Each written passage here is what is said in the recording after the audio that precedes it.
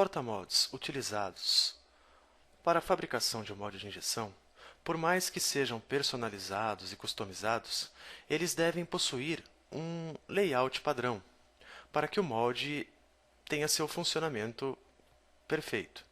Nós vamos entender isso agora. Primeiramente, vamos começar entendendo o layout das placas do molde de injeção.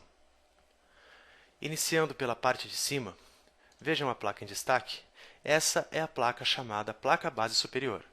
Ela é a placa que fica em contato direto com a placa da máquina injetora do seu lado fixo, ou seja, do lado onde acontece a injeção, onde está o canhão de injeção. A placa base superior possui estas abas, conforme vocês estão vendo, que têm a utilidade de fixar o molde de injeção na máquina injetora. Logo abaixo dela, e também em destaque, nós temos aqui a placa chamada P1, que é a placa onde são alojadas as matrizes do molde. Embaixo dela, nós temos a placa P2, que é a placa onde nós alojamos os machos das cavidades do molde de injeção. Mais embaixo, nós temos aqui a placa suporte, que é uma placa que vai dar mais estrutura a esse molde de injeção. Ou seja, é uma placa que fortalece o molde para que possivelmente não ocorra um empenamento do molde.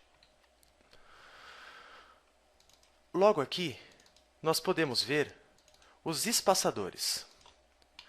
Os espaçadores têm o papel principal de garantir este curso livre, conforme vocês estão vendo, que é o curso para que o conjunto extrator possa se movimentar e extrair o produto da cavidade. E aqui na parte de baixo, nós temos então a placa base inferior, que possui o mesmo papel da placa base superior. Porém, ela está em contato com a máquina injetora, porém com o lado móvel da máquina injetora, ou seja, o lado que se movimenta para que o molde possa abrir e fechar e extrair o produto. Ela também possui essas abas que fixam o outro lado do molde, ou seja, este lado de baixo, na máquina injetora.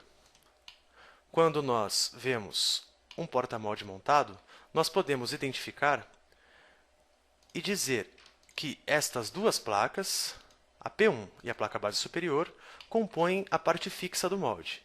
E todo o restante dessas placas de baixo compõem o lado móvel do molde de injeção.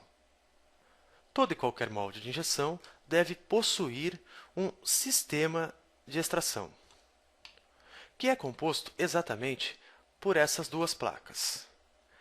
Esta primeira, que é chamada de contraplaca extratora, e esta segunda, que é chamada de placa extratora. Este conjunto extrator, após o ciclo de injeção ter terminado, ele entra em movimento, sendo acionado pela máquina injetora, e aí então faz com que o produto possa se destacar das cavidades. Isso porque, neste conjunto extrator, são colocados alguns pinos cilíndricos que atravessam todo o molde e, quando as placas se movimentam para frente e para trás, esses pinos levantam e abaixam, fazendo com que o produto seja extraído das cavidades. Para que o molde de injeção possa funcionar perfeitamente, a fim de que nós possamos obter um produto de qualidade, um produto injetado de qualidade, é necessário que esse molde esteja totalmente alinhado. Ou seja, é necessário que o molde esteja colunado. São as colunas que vão garantir toda a centralização dessas placas umas com as outras e também a centralização das cavidades que estão alojadas aqui dentro da placa P1 e da placa P2. Vejam só, eu vou aqui realizar um corte, trazê-lo aqui um pouco mais para trás. E se vocês notarem, vocês vão perceber que entre a placa P1 e a placa P2 existe aqui uma coluna e uma bucha. Ou seja, este colunamento entre a placa P1 e P2 serve exatamente para alinhar estas duas placas e garantir com que as cavidades que estão alojadas dentro dessas placas estejam também alinhadas. Nós também temos mais um outro conjunto de colunamento. Vou aqui novamente realizar o corte para que vocês possam perceber.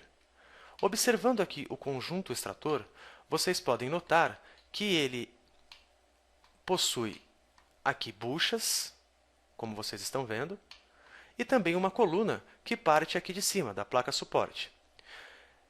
Esse colunamento no conjunto extrator tem a utilidade de fazer com que essas duas placas, ou seja, a placa extratora e a placa contra-extratora, possam subir e descer para extrair o produto e estando sempre alinhadas, ou seja, elas correm, elas deslizam nessas colunas, subindo e descendo, fazendo a extração do produto das cavidades do molde de injeção.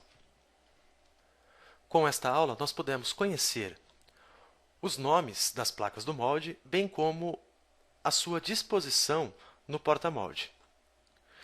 Aprendemos também o que é o conjunto extrator e o nome das placas que compõem o conjunto extrator, e vimos que é necessário que o molde possua colunamento tanto entre as placas P1 e P2, como no conjunto extrator.